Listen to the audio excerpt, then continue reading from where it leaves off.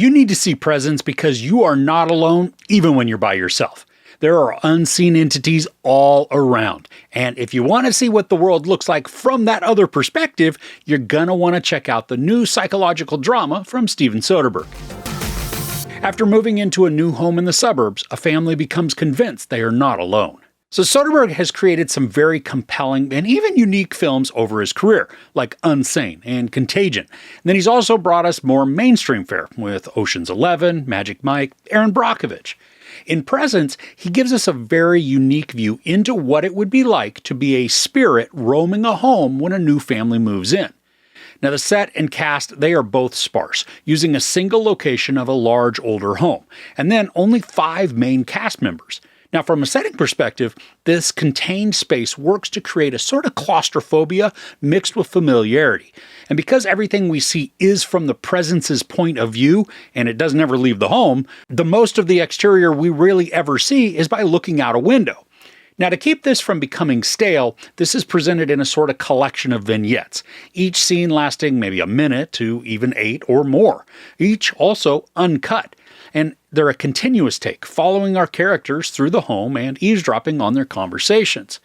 Now, it sounds like the vignette style could be choppy for the storytelling, and in one sense it is a bit. When a sequence is complete, the screen fades to black and then begins again wherever the presence happens to appear next. Sometimes it's only a few minutes later, other times hours have passed. Now for me, this was the most annoying portion of the entire film, that consistent just fade to black. I mean, I appreciate that it adds to the unease of the film because this is already a quiet movie, so when the screen goes black, it becomes utterly silent, and then we re-enter the story with some minimal noise. Now in the opening sequence, it's a longer scene, taking us through all of the rooms of the home, almost like this virtual tour that you'd watch on Zillow. But this is more haunting and ominous, even though there's really no reason for it to be creepy. And the lens that was used, it took a bit for my eyes to adjust to, especially as the camera would turn corners. There's this slight distortion on the edges of the screen that bend the image slightly. Now my eyes, they weren't enjoying the experience, even though the technique was enthralling. And after the opening scene though, I became used to the style and it never created any further issues for me.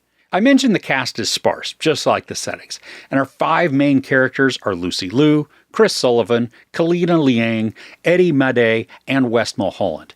And there's an uncomfortable dynamic that exists within the family. The marriage strain, it's vague, but we're given enough to understand why there's tension there, even if the root cause hasn't been defined for us. And the kids are typical teenagers, but because of their relationships with each parent, the connections or even allegiances are unbalanced and fairly unhealthy in certain aspects. Kalina Liang is the central star within this, playing Chloe, the daughter who is mildly aware that there's something in the home.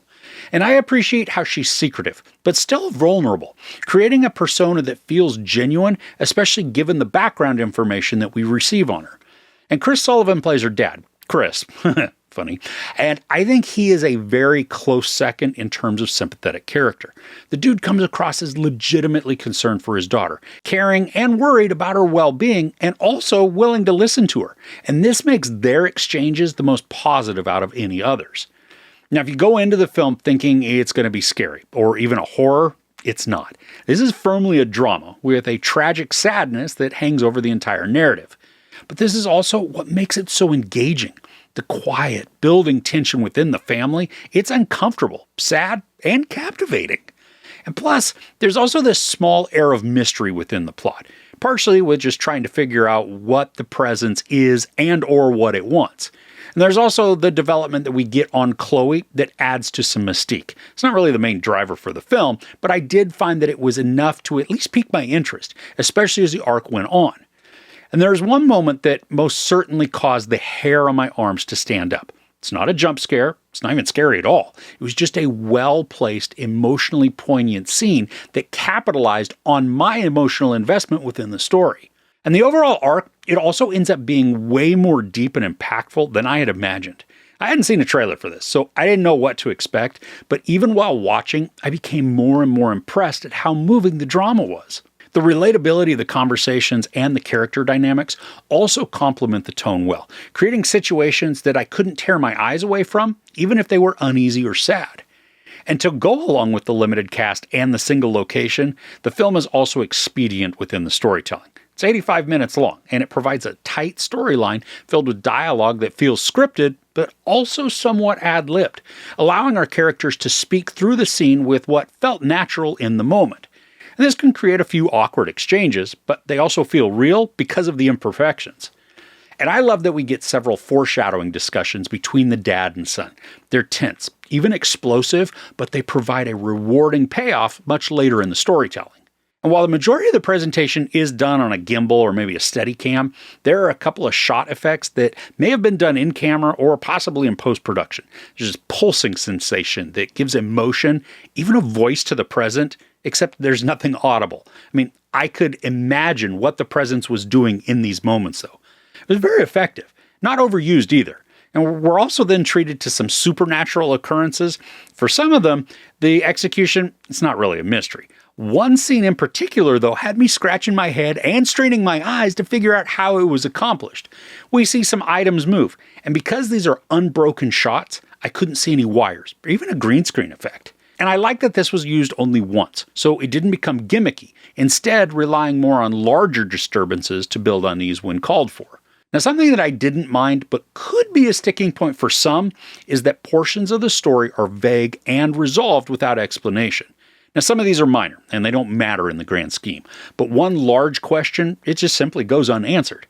Honestly, though, it's better that it does. To get a resolution for this unknown point would require more exposition and then background that's not needed and would only serve to convolute the story. And on the outset, it might be frustrating, but having it would also then distract from the impact that the film's conclusion delivers. What we do get is powerful, moving, and tragically beautiful. So overall, Presence shines with its creative perspective and immersive storytelling. The limited cast brings a strained and genuine dynamic through their seemingly improvised exchanges, drawing us in with the relatability of their interactions. While the consistent fade-to-black scene changes were a distraction, the continuous takes and roaming camera provide a unique viewpoint that feels mournfully voyeuristic, but still captivating and uneasy. Soderbergh shines once again with a quiet and apprehensive family drama that examines grief and growth in an uncommon manner. There's sex, no nudity, some profanity, and some violence. I give Presence 4.5 out of 5 couches. This was an excellent surprise. All right, do you have any favorite ghost story movies? I'd love to find out what they are in the comments below. If you enjoyed this review, please give it a like. Also, don't forget to share and subscribe. I'm Chris. This is Movies and Munchies. Thanks for couching with me.